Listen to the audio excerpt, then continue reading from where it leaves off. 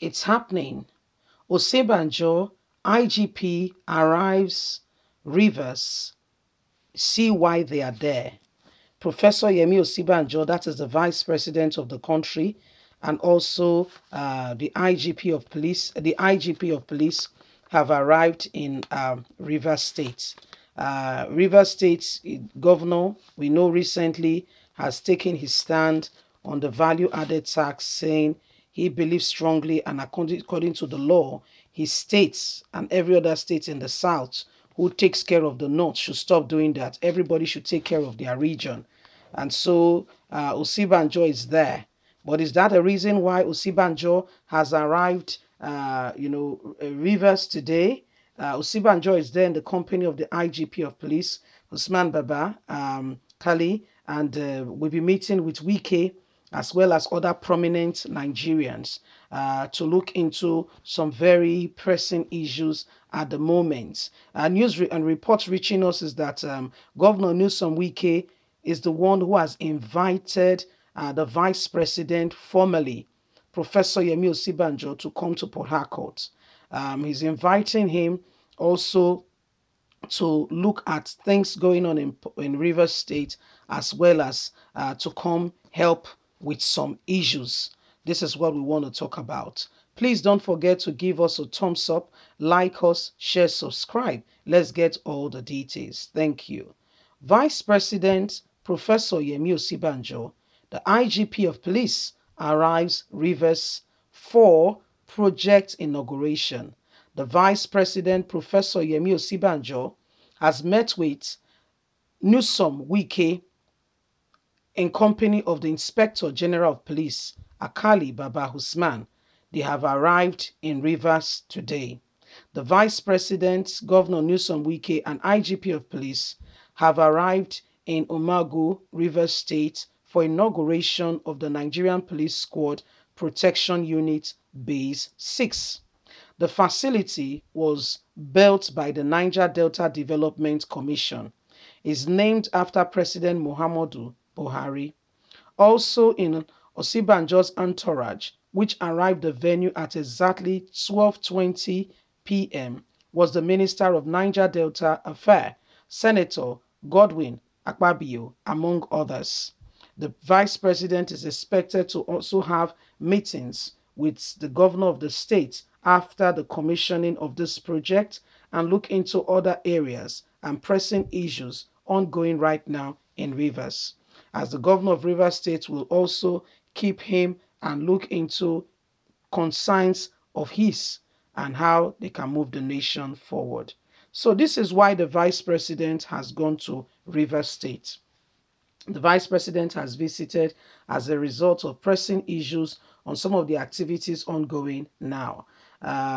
First of all, is commissioning some project that was done by NDDC, a police base in Rivers State. Yes, is commissioning this project, as well as looking at pressing issues on ground. Wike, I don't know if they'll be discussing the value-added tax issue, because the Vice President has not said anything, although a professor of law, yes, who should be well versed and very abreast with what the Constitution covers as relating to what should be everybody's duty, state, legislative, and federal government, so that there are no breaks and there are no gaps in government.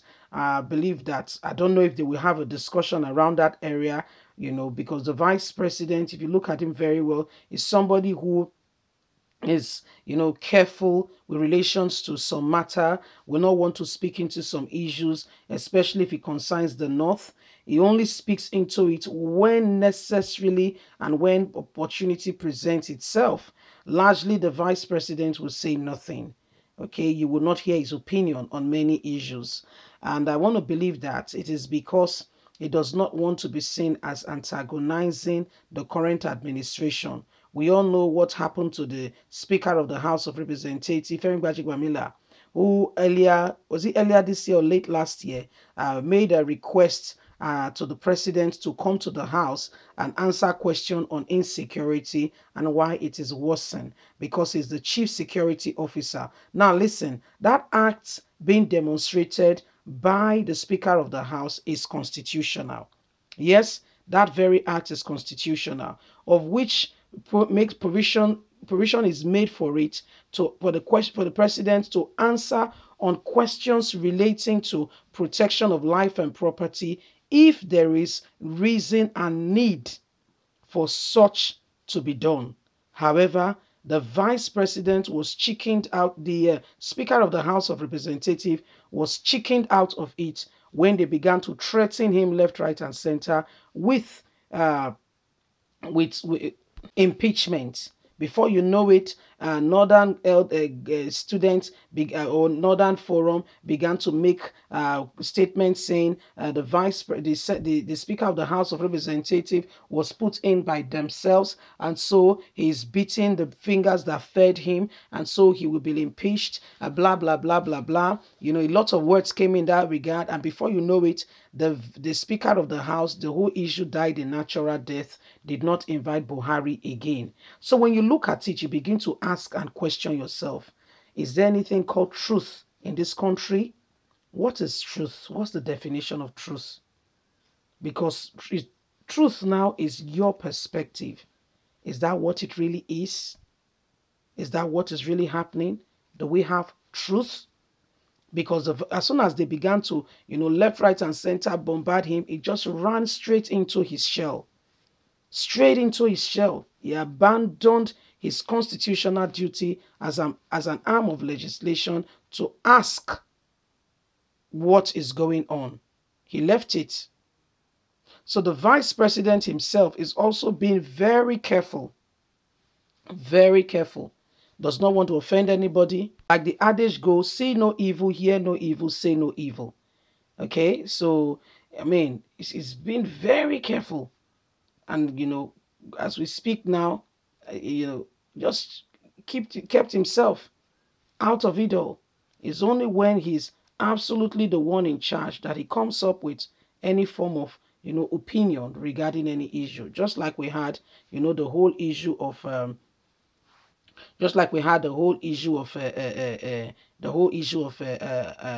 Amutekun. So it is what it is. He will be. So now, so we dey see the matter. Now, so it just be. Please don't forget to give us a thumbs up, like us, share, subscribe. Click on the notification button so you can get all our latest news. God bless you. Have a lovely and a fantastic day. Bye for now.